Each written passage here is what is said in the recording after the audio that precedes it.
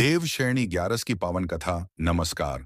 आप सभी का इस पावन कथा में हार्दिक स्वागत है। आज हम सुनेंगे भगवान श्री हरि विष्णु को समर्पित देवशयनी ग्यारस, जिसे हरिशयनी एकादशी भी कहा जाता है।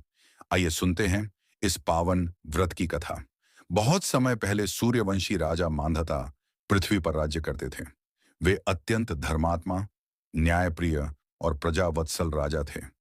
उनके राज्य में सभी लोग सुखी थे। समय पर वर्षा होती थी, खेत लहलहाते थे और चारों ओर खुशहाली थी।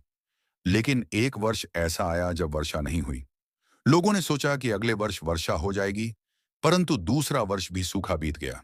फिर तीसरा वर्ष भी बिना वर्षा के निकल गया। पूरे राज्य में भयंकर अकाल पड़ गया। नदियां, तालाब और कुएं सूख गए। खेत बंजर हो गए। पशु, पक्षी और मनुष्य भोजन तथा पानी के लिए तरसने लगे। राजा मांधाता अपनी प्रजा का दुहक देखकर अत्यंत व्याकुल हो उठे।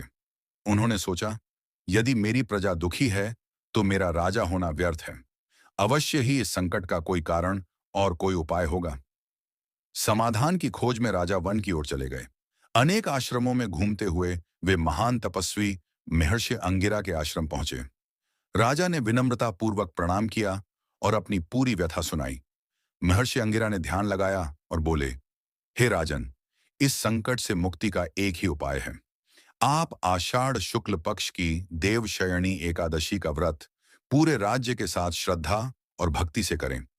भगवान श्री हरि विष्णु की आराधना करें। उनकी कृपा से आपके राज्य के सभी कष्ट दूर हो जाएंगे। राजा मांधाता ने महर्षि की आज्ञा का पालन किया। पूरे राज्य में देवशयनी ग्यारस का व्रत रखा गया। सभी लोगों ने भगवान विष्णु का पूजन किया, भजन कीर्तन किया और सच्चे मन से प्रार्थना की। भक्तों की निष्कपट भक्ति देखकर भगवान श्री हरि विष्णु अत्यंत प्रसन्न हुए। देखते ही देखते आकाश में काले बादल छा गए। तेज वर्षा होने लगी। सूखी धरती हरी भरी हो गई। नदियां और तालाब जल से भर गए।